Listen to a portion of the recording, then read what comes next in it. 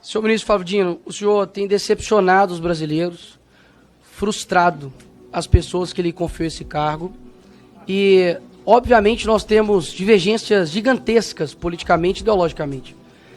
Mas eu não torço pelo teu fracasso. Afinal de contas, o teu fracasso significa, ou deveria significar, o sucesso do crime organizado, o sucesso da milícia, o sucesso do roubo, do furto, do assassinato. E eu sei que são as vítimas, no fim das contas, desse crime, que é a população brasileira em geral. E eu também não serei aqui leviano, assim como eu acredito que vocês são, em colocar toda a culpa de todo o crime nas suas costas. Até mesmo porque eu sei que vocês fazem isso com o seu opositor político. Diga-se de passagem, Jair Bolsonaro. Mas é evidente que o seu trabalho, ou a falta do seu trabalho, tem gerado consequências. Por exemplo, o homem que deveria ser o mais odiado pelo crime organizado entra em um local dominado pelo crime organizado, que é, por exemplo, o Complexo da Maré. E como explicar isso para um cidadão comum brasileiro? Porque a esquerda, que odeia o Bolsonaro, ainda assim, ela confessa de que o crime odeia ele. E odeia, inclusive, o ex-ministro da Justiça, Sérgio Moro, que inclusive teve ameaças, né, de matar a sua família. Pelo que me parece, o senhor não demonstra nenhum ofensivo potencial ao crime, nenhum risco a eles. Afinal de contas, quando você olha a sua contundência com relação ao dia 8, e de fato, quem errou tem que ser punido, mas um cidadão comum brasileiro, ele pesquisa lá as suas declarações, por exemplo, no Twitter, né? Uma mídia que o senhor gosta de falar, e gostaria que o senhor prestasse atenção, porque eu prestei atenção no senhor. Ouvir a verdade deve ser complicado, né, senhor ministro? Mas se puder parar meu tempo, que o ministro está incomodado com alguma coisa. Se puder parar meu tempo, por gentileza. Interrompe o tempo um minutinho. O ministro está dizendo aqui que está fugindo da pauta. Eu já expliquei aqui como que eu conduzo essa comissão. Só um minuto. O deputado é livre para falar o que quiser e o ministro responde o que quiser. O deputado pode falar sobre qualquer assunto. Então, deputado Nico. É a primeira vez que eu vejo um ministro sem medo de ir na maré, mas com medo de perguntas. Enfim. Voltando aqui ao tema, senhor ministro. O senhor é muito contundente com relação à baderna que ocorreu aqui no dia 8. Inclusive, diversas declarações, os chamando de terroristas. E um cidadão comum brasileiro verifica isso, por exemplo, no seu Twitter. Mas eu peço ao povo brasileiro que coloque lá PCC. Vai ter 2 menções somente. Inclusive defendendo, dizendo que não há nenhum atrelamento entre o PCC e PT.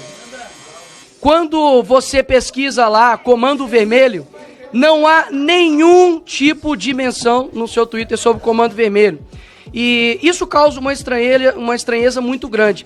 Uma pessoa que tem uma contundência muito grande para ir para cima de baderneiros, que de fato acredito que são, mas não dá nenhum tipo de declaração contundente, como por exemplo o maior crime organizado que há no Brasil, que é o PCC. Nós vemos o tipo de foco do senhor, para mim é muito estranho, muito difícil de explicar, confesso. Quando, por exemplo, nós temos aviões sendo atirados pelo crime organizado no Rio de Janeiro, você tem 35 ônibus pegando fogo, e a tua prioridade é processar o influenciador porque ele ofendeu, lhe chamando de gordola. Quando nós olhamos tudo isso, é muito difícil de explicar. É muito difícil de explicar. Então, eu acredito que tudo que está acontecendo hoje no Brasil com relação à segurança pública, é complicado dizer que o senhor tem feito um bom trabalho. Porque de duas uma. Ou o senhor não tem culpa de nada, afinal de contas, ninguém que exerceria o teu papel daria conta de cuidar da segurança pública e o senhor não tem culpa nenhuma. Ou o senhor não está tendo competência para tal, para exercer o Ministério da Justiça. E ainda dá um péssimo exemplo, dizendo que não viria até a Comissão de Segurança Pública, porque há pessoas aqui armadas e por conta de divergências políticas, o senhor estaria com a sua integridade física atingida. Isso fere não somente aqui o parlamento, mas além de tudo de ser uma mentira. Porque os deputados não vêm aqui trabalhar armados, senhor ministro. E o senhor sabe disso, ou ao menos deveria saber, como o senhor gosta de insinuar para as pessoas. Agora, quando nós olhamos para os outros demais acontecimentos, a tua eloquência, o teu discurso, a tua fala, né, o teu deboche, o teu desrespeito, vem perdendo a graça. Inclusive até a própria velha mídia tem te descrito o senhor como animador, né, de auditório. Porque o teu discurso, ele não sobrepõe a realidade das pessoas, horas. A realidade que vê um ministro focando em fiscalizar a oração de pastor, mas não vê um ministro atuante no que se diz respeito aos crimes que estão acontecendo no dia a dia. Ou seja, eu não estou aqui para poder torcer pelo teu fracasso, ministro Flávio Dino. Eu estou aqui para poder deixar bem claro que as suas declarações, e por mais que faça uma ginástica mental absurda, de que vocês precisam interpretar, é sempre nós, né? É como se o ministro fosse um iluminado. Ele sempre sabe de tudo e nós, meros seres abaixo de humano, precisamos interpretar o que o ministro diz. Afinal de contas, só ele entende o que ele diz. Até mesmo porque quando ele diz que a Polícia Federal está a serviço da sua causa, Lula, e do Brasil, aí o senhor diz que é um mero dificuldade de interpretação nossa. Eu digo o contrário. As suas ações demonstram que o senhor tem feito com a Polícia Federal o que vocês acusavam de Jair Bolsonaro fazer na Polícia Federal. E agora nós temos uma brusca absurda de apreensão de cocaína e maconha, por exemplo. Redução de 28,6% de apreensão de maconha, comparados ao mesmo tempo do ano anterior, e 31,4% de redução de apreensão de cocaína. Ou seja, não está tendo coerência nas tuas falas e nas tuas ações. Isso, inclusive, eu acredito que tem atrapalhado o seu próprio chefe, Lula. Porque hoje isso é uma pesquisa que a aprovação tem caído no governo. Eu não sei quem te assessora ou se é da sua cabeça, mas essas declarações não têm ajudado o teu próprio governo, porque eu tenho certeza que a pauta número 1 no Brasil é a segurança pública.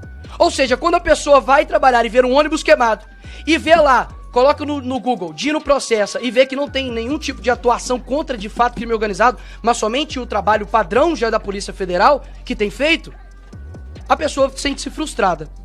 Então, eu acredito que não há coerência ou imparcialidade por parte do ministro. Pelo contrário, defende tudo o que condena e quando é da direita faz um show absurdo, vai pra cima inclusive de ministros, de deputados que com as suas falas na tribuna, mas nada o faz contra, de fato, o crime organizado que tem destruído as famílias no Brasil.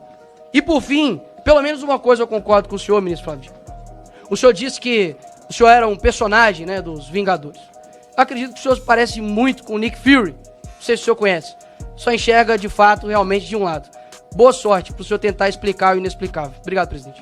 O senhor me chamou de leviano, o senhor me chamou de mentiroso, o senhor me chamou de outros termos, disse que eu sou aliado de facção.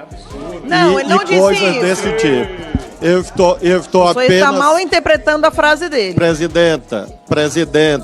Presidenta, ele disse que eu e o governo Lula era composto por levianos. A senhora pode consultar as notas taquigráficas. Se houver mais uma injúria que viole o decoro parlamentar, eu vou, obviamente, zelar pelo regimento da casa, que é meu dever como cidadão brasileiro. Ministro, o senhor pode deixar que eu, como presidente, estou zelando. Não... Eu ingressei 15 metros no Complexo da Maré. Pois não, obrigado. Com segurança.